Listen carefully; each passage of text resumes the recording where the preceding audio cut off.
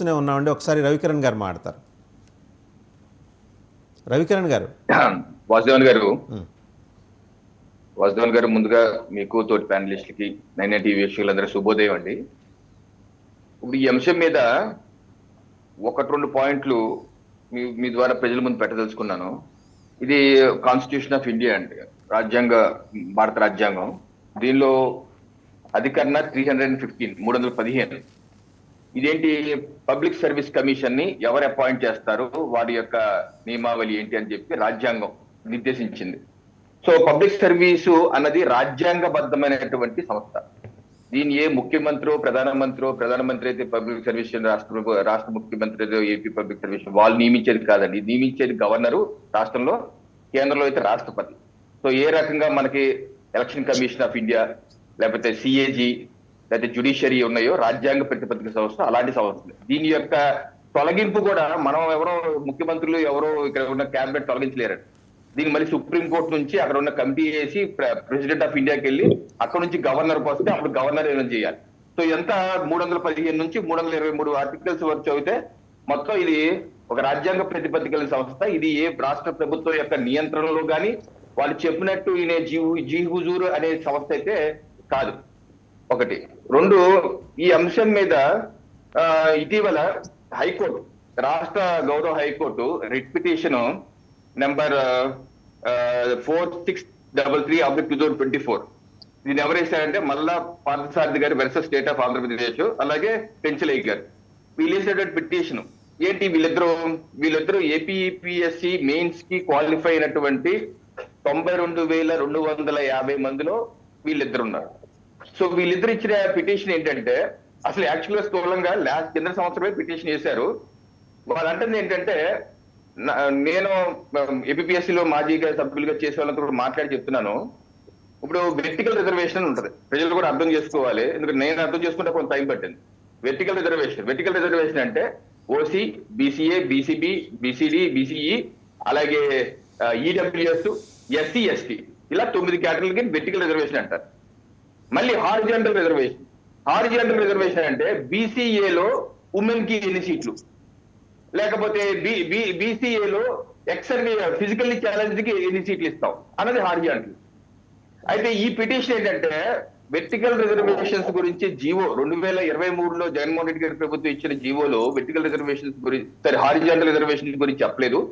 Notification లో horizontal reservations అన్నారు. దీనివల్ల మాకు ఇబ్బంది కలుగుతుంది. యాక్చువల్ ఒరిజినల్ పిటిషన్, ఆ పిటిషన్ ఎప్పుడో February 20, 2022 వేశారు. అది ఇప్పుడు వరకు విచారణ రాలేదు. మొన్న 20వ తారీఖు February 20, 2023 ఆ యొక్క పిటిషన్ ఇంటర్లాక్డ్ పిటిషన్ వేశారు. దాని మీద అత్యవసర విచారణ చేయండి, మెయిన్స్ ఎగ్జామ్ 23వ తారీఖు ఉంది, దాన్ని ఆపండి అని చెప్పి వీళ్ళిద్దరు మళ్ళీ ఐఏ విచారణ జస్టిస్ సత్య సుబ్బారెడ్డి గారు బెంచ్కి వచ్చింది. వారు ఇచ్చినటువంటి సుదీర్ఘ 7 పేజీల జడ్జిమెంట్ అండి, 7 page judgement.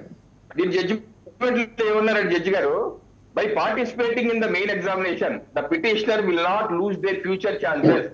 After main examination, the qualifying persons will have to attend computer proficiency test, and thereafter only the rule of evaluation will be applied. ఈ మెయిన్స్ ఎగ్జామ్ లో పార్టిసిపేట్ చేసినంత మాత్రాన మీకు ఆ హారిజాంటల్ రిజర్వేషన్స్ ఏమి అడ్డంకి కాదు.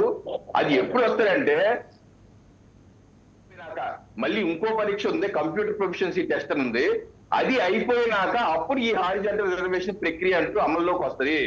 నెక్స్ట్, ఈ విషయాన్ని నోటిఫికేషన్ క్లాస్ నెంబర్ 15.8, 15.9 కూడా అదే చెప్తున్నారు అని చెప్పి రాశారు. దాని గురించి పేజ్ నెంబర్ 6 లో.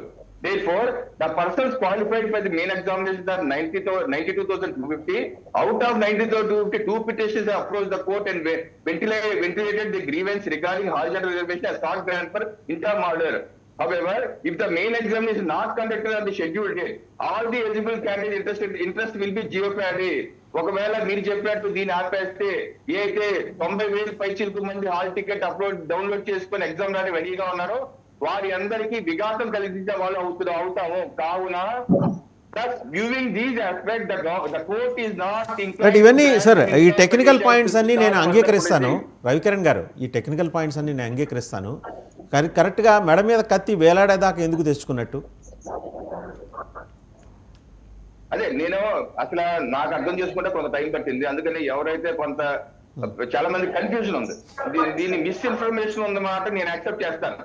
రైట్. నేను అనేది ఏంటంటే, మీకు ఎందుకు చెప్పాను ఈ విషయం, మీ ద్వారా ప్రజలకు వెళ్ళాలి. ఇక్కడ కోర్టు సుదీర్ఘంగా దాని మీద చర్చించి మెయిన్ ఎగ్జామినేషన్ లో పార్టిసిపేట్ చేసినంత మాత్రాన అన్యాయమే కొంతమంది ఏమన్నారంటే, అన్యాయం జరిగిపోతుంది మెయిన్ ఎగ్జామ్స్ ఆపేయండి అన్నారు. కోర్టు కూడా చెప్తుంది, మెయిన్ ఎగ్జామినేషన్స్ కి రిజర్వేషన్, హారిజాంటల్ రిజర్వేషన్ ప్రక్రియకి సంబంధం లేదు, మీకు అన్యాయం ఏమి జరగదు, అది తర్వాత జరిగే ప్రక్రియ. సో ఇది మిస్ఇన్ఫర్మేషన్ అన్నాను నేను. ఈ సమాచారం ఆ యువకులకి ఎవరు ఇవ్వలేదు, ఇది మిస్ఇన్ఫర్మేషన్. రైట్ అండి. ఒకసారి వివేక్ బాబు గారి దగ్గర సమాచారం లేక ఈ సమస్య వచ్చింది. అంతేగాని ఇక్కడ ప్రభుత్వం కూడా కొంత ప్రొయాక్టివ్ గా ఉండి సరైన సమాచారం ఇచ్చుంటే ఇబ్బంది ఉండేది కాదు. అది ఆ పాయింట్ దగ్గరే అండి నేను కూడా ఇందాక మాట్లాడింది. ఒకసారి వివేక్ బాబు గారి దగ్గరికి వెళ్దాం. వివేక్ బాబు గారు, సో ఇదంతా తెలుసు, రవికిరణ్ గారు చాలా టెక్నికల్గా, కోర్టు కూడా చాలా సునిశ్చితంగానే అధ్యయనం చేసి మాట్లాడింది. బట్ ఇంత జరిగిన తర్వాత యూనివర్సిటీ దగ్గర రేపు ఎగ్జామ్ ఉందా లేదా అని చెప్పేసి చేతిలో గవ్వలు వేసుకొని దాంట్లో ఇటు పడితే ఉంది అటు పడితే లేదనుకునే పద్ధతిలో అభ్యర్థుల్ని చికాకు పెట్టడం అనేది ఎంతవరకు కరెక్ట్? ఇంతలా అడ్మినిస్ట్రేషన్